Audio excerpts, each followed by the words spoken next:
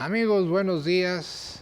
Les habla su amigo y servidor Benjamín Orozco, empezando este año que espero traiga para todos pues mucho trabajo y salud.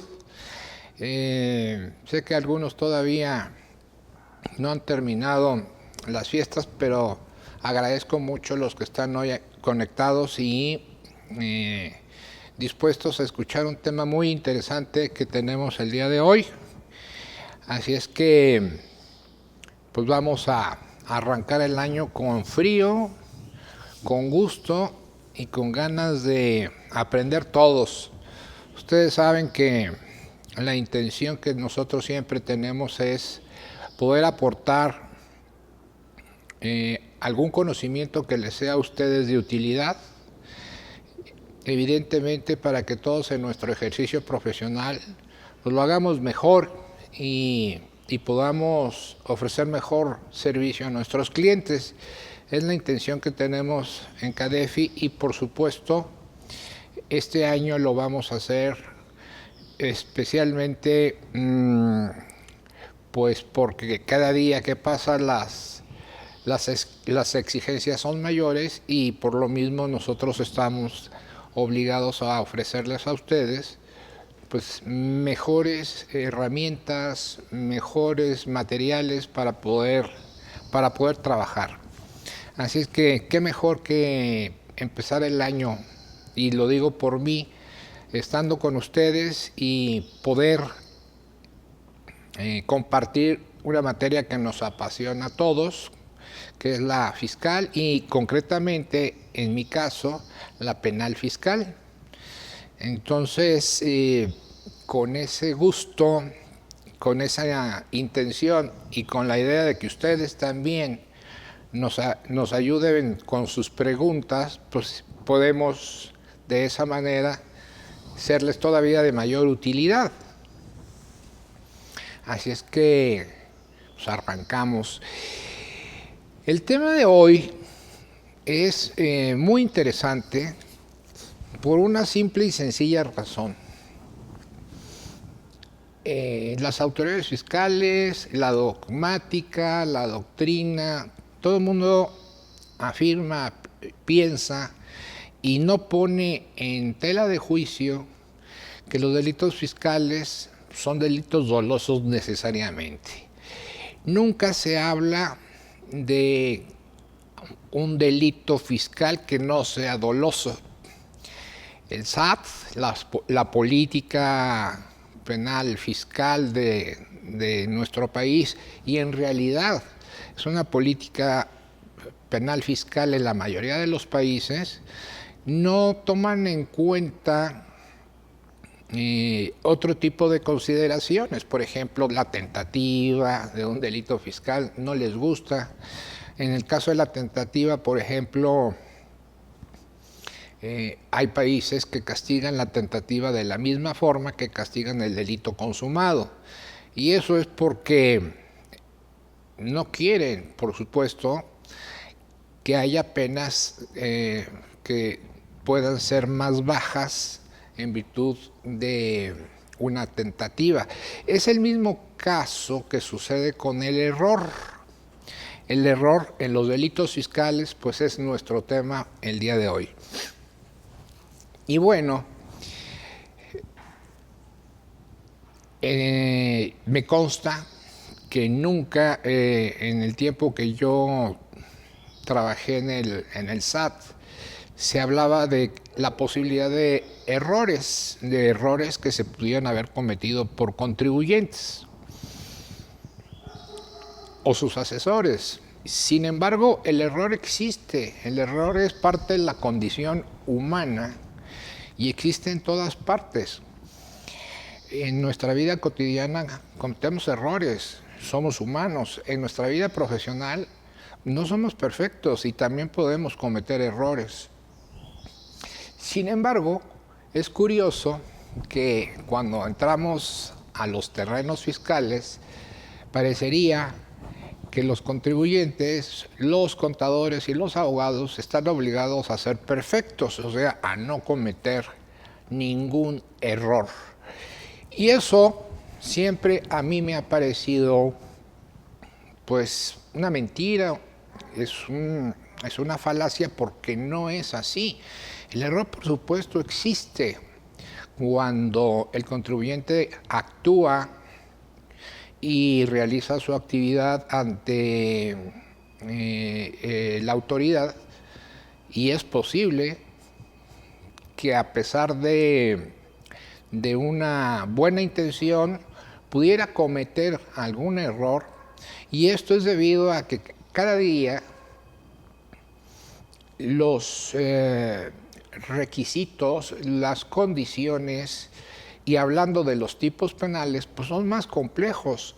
La legislación en materia fiscal se ha convertido en algo muy técnico, y eso arrastró también a los delitos fiscales, de manera que hoy por hoy un delito fiscal no es cualquier cosa, se necesita un conocimiento muy especializado. Y inclusive en ocasiones los mismos abogados que nos dedicamos al derecho penal fiscal necesitamos asesorarnos de especialistas en materia fiscal o en otras materias para poder comprender algunos elementos de algunos tipos penales porque se volvieron sofisticados. Entonces, imagínense cómo la posibilidad de cometer un error pues aumenta. Así es que entremos a un tema que, por supuesto, a nosotros nos encanta la idea de hablar de errores, porque con eso estamos cuestionando toda una tendencia, toda una forma en que ha venido operando la autoridad, y que es una tendencia a nivel mundial, pero que no podemos olvidar, y siempre está en nuestras conciencias eso. Creo que el contador, el abogado, el contribuyente siempre tienen en su fuero interno el temor de cometer algún error que pudiera tener alguna consecuencia desde el punto de vista administrativo o desde el punto de vista penal. Eso es una constante. Y yo siempre me he preguntado, bueno, si todos tenemos ese temor permanentemente, ¿por qué no existe en el país, en los precedentes que tenemos judiciales, casos o muchos casos donde se habla del error en los delitos fiscales? Entonces, yo creo que es un tema ineludible y que debemos abordar.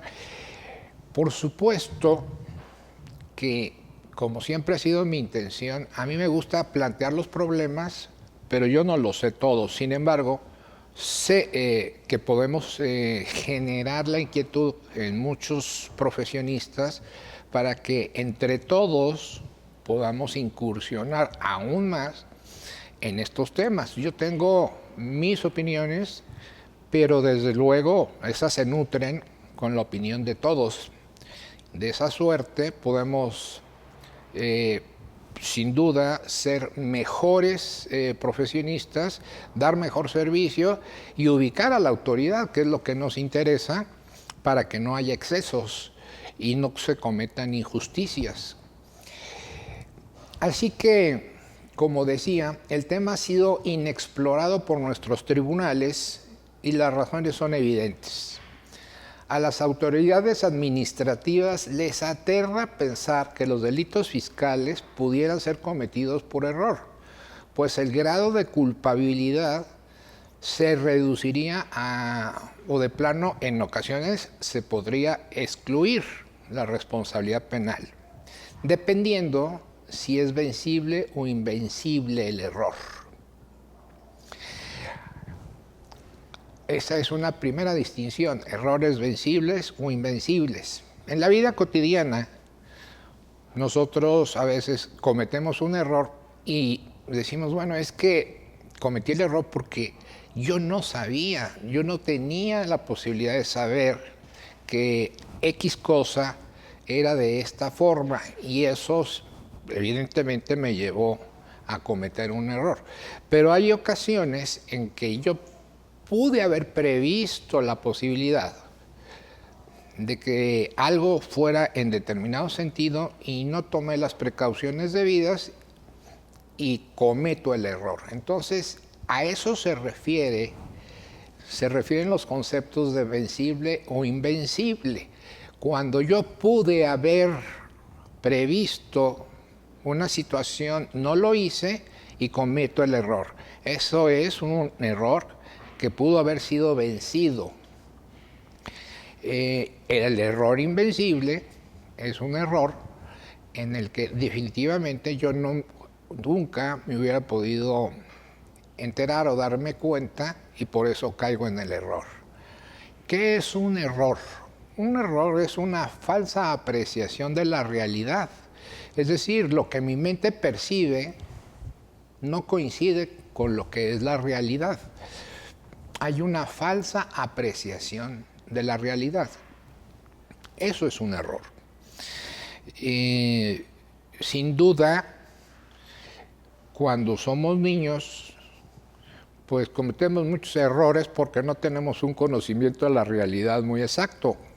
La inmadurez de un niño que no conoce todavía muchos aspectos de la vida, pues lo hace cometer errores. Pero en la medida en que conoce la realidad, es en la medida en que se cometen menos errores. Entonces queda claro que el error es eso, una falsa apreciación de la realidad.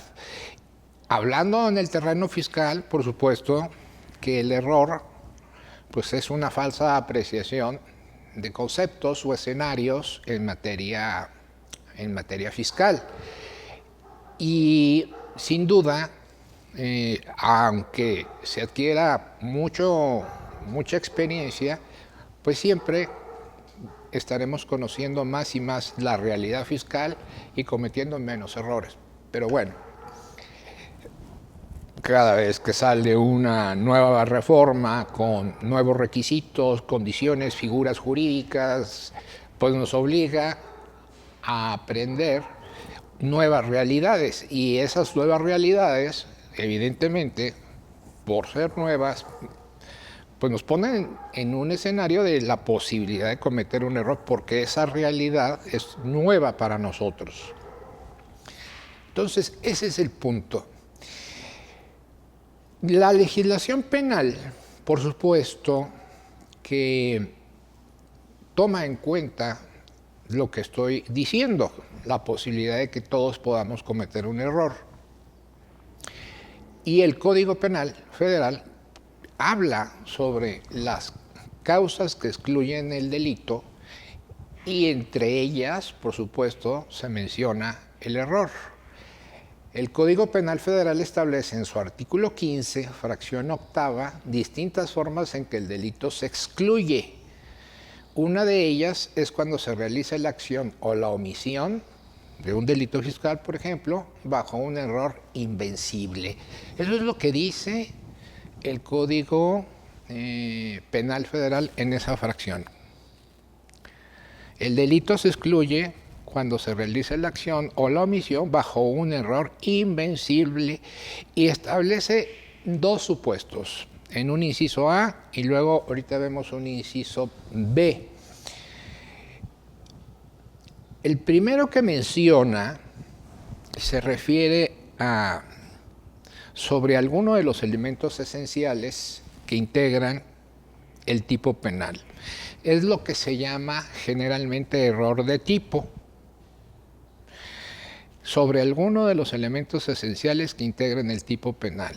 Error de tipo. Para que se ubiquen ustedes mejor, voy a poner ejemplos que pueden ilustrar mejor esto. Un error de tipo, es decir, imaginen ustedes que pretenden comprar un vehículo, un coche no sé, de una marca determinada. Y a lo mejor lo compran pensemos, nadie compra un coche por internet, pero pensemos que ustedes compran un coche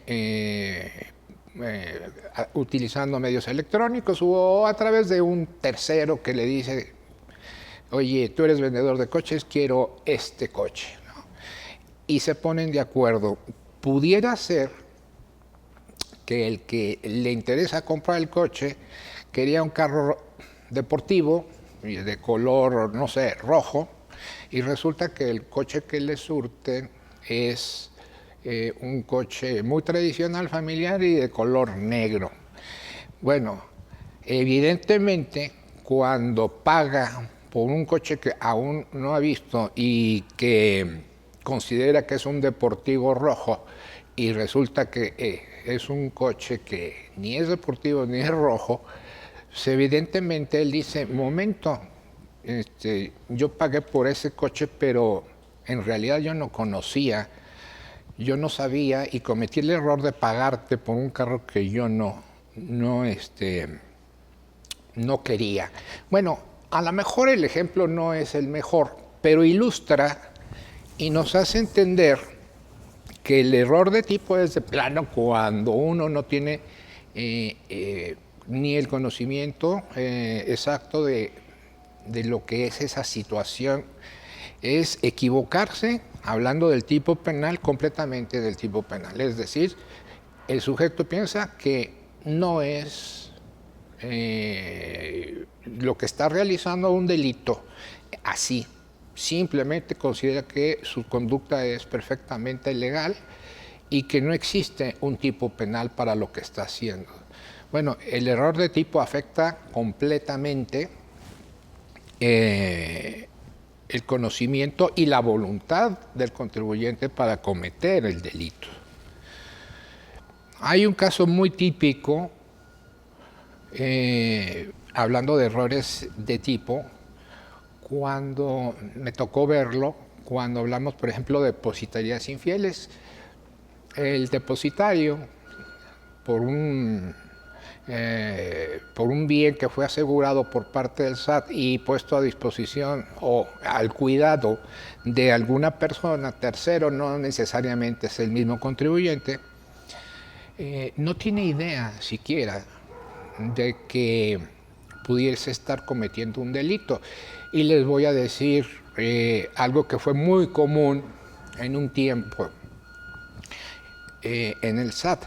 Se presentaban muchas querellas contra personas por violar la depositaría infiel.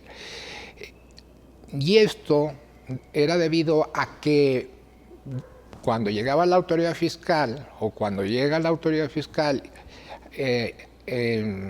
con sus facultades en el procedimiento de ejecución, el PAE famoso, muchas veces embarga bienes y los pone a resguardo de quien designa el contribuyente.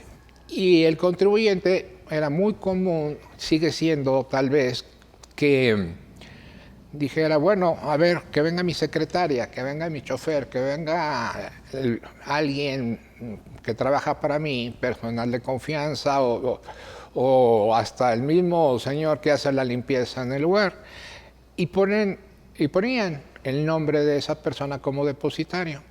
Esa persona aceptaba el depósito, pero son personas que no tenían ni siquiera idea de qué es una depositaría y firmaban. Se iba el funcionario del SAT y inmediatamente el contribuyente, pues sin tomar en cuenta la responsabilidad que le había otorgado a uno de sus empleados al haberlo designado como depositario, él disponía de los bienes y los movía, los vendía, hacía cualquier cosa.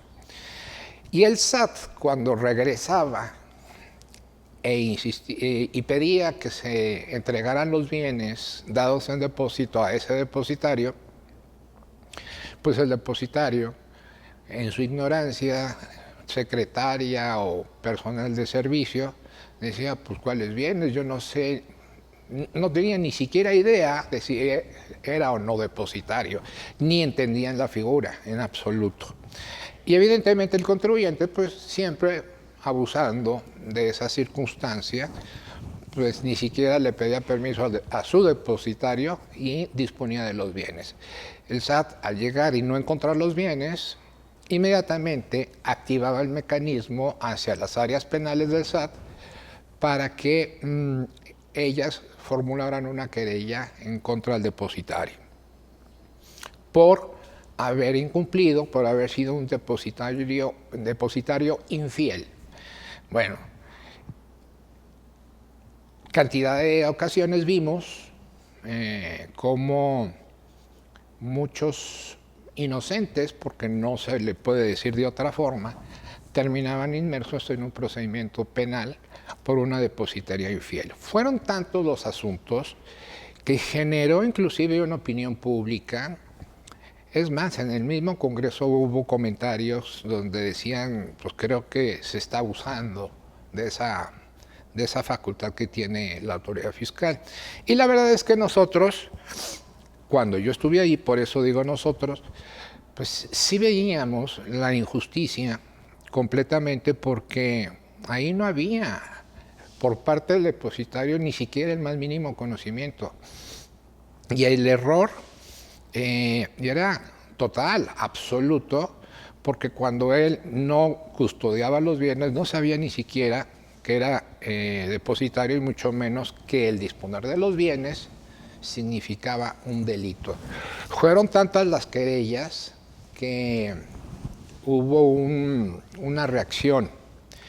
Esa reacción propició que el SAT entendiera que no era correcto abusar de esta figura de la depositaria infiel como delito, y eso afortunadamente digamos que disminuyó muy considerablemente.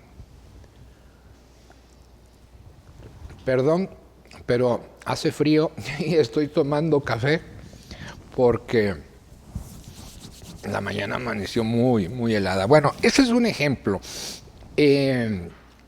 Repito, el artículo 15 del Código Penal Federal, ahí nos señala el famoso error de tipo, es decir, cuando no se tiene ni siquiera idea de que existe un delito. Y luego hay una fracción segunda que dice: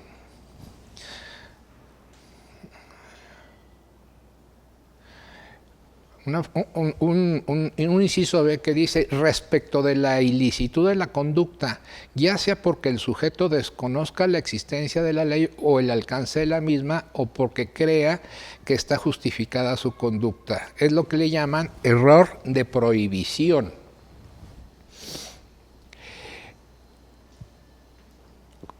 Me llama la atención la redacción de este inciso B, porque dice, ya sea porque el sujeto desconozca la existencia de la ley.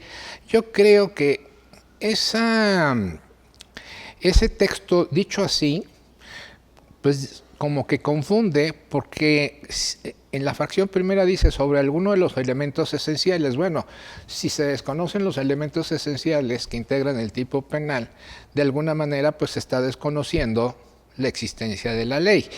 Pero haciendo a un lado esa observación, lo que interesa es que lo que dice después: o desconozca el alcance de la misma porque crea que está justificada su conducta.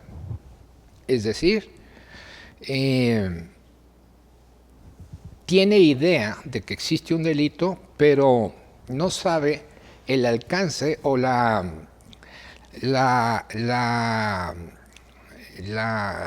el bien jurídico, desconoce el bien jurídico tutelado por ese delito en su plenitud, y por lo mismo está él teniendo una falsa apreciación de esa realidad. O sea, no sabe que el delito puede tener una dimensión que abarque, no sé, unos extremos mayores a los que él se imagina. O porque crea que su conducta está justificada, porque la misma ley lo justifica. Aquí en esta parte, y por eso le llaman error de prohibición, tiene que ver mucho y lo vamos a ver más adelante, con la antijuridicidad. Es decir, puedo yo tener conocimiento de que existe un delito, pero también puedo yo tener la idea al mismo tiempo de que lo que yo hago está justificado por alguna razón que la misma ley me permite. Por ejemplo, en el caso del homicidio, yo sé que matar o privar de la vida a otro es un delito, y se llama el que priva de la vida a otro cometió homicidio. Sí, pero puede ser que yo en alguna circunstancia me esté sintiendo agredido por una conducta de un tercero que pone en peligro mi vida, y pienso que tengo derecho a defenderme y me defiendo, y puedo llegar inclusive a matar. Bueno, es el ejemplo más típico de cuando uno piensa que, si bien es una conducta que está tipificada del homicidio y que es antijurídica, le favorece una causa de justificación que es la legítima defensa. Entonces, esa persona piensa que su conducta está justificada. Entonces, es muy distinto a tener una ausencia completamente en la mente de que hay un delito. Acá sí se sabe que puede haber un delito, pero se cree o se piensa que está justificado por alguna razón que la misma ley establece.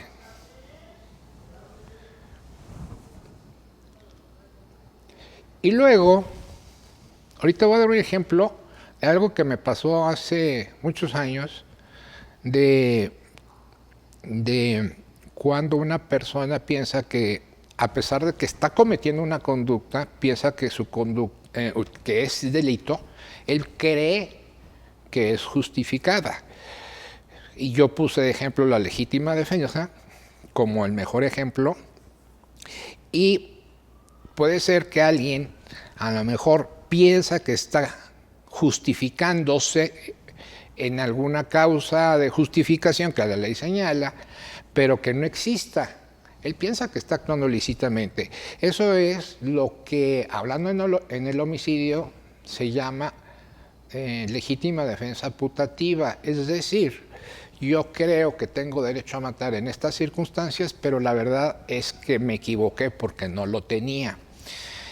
Legítima defensa putativa, ¿no? Y les contaré la historia de la legítima defensa putativa, que ha sido el único caso que he tenido en mi vida y muy interesante. Es más, se los cuento de una vez. Imaginen ustedes una noche a un empleado era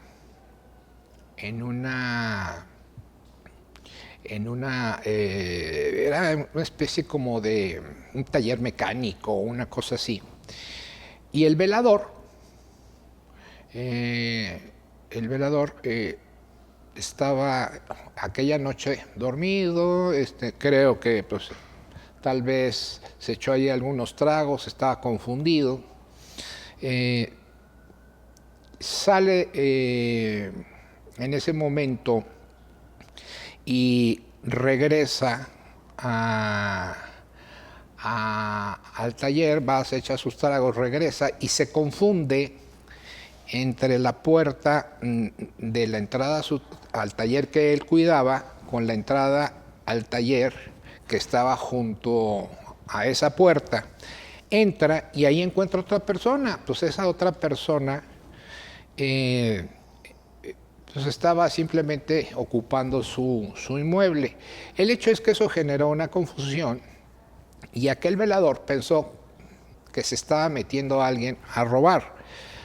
Y entonces empieza una trifulca y termina matando uno al otro. Bueno, el velador decía, es que se metieron al lugar que yo cuidaba y eso es una agresión, es una causa que me permite a mí defenderme, y como además se agarraron ahí a golpes con lo que encontraron, pues él pensó que estaba defendiéndose de un ladrón, pensó que se estaba defendiendo de un ladrón y terminó matándolo.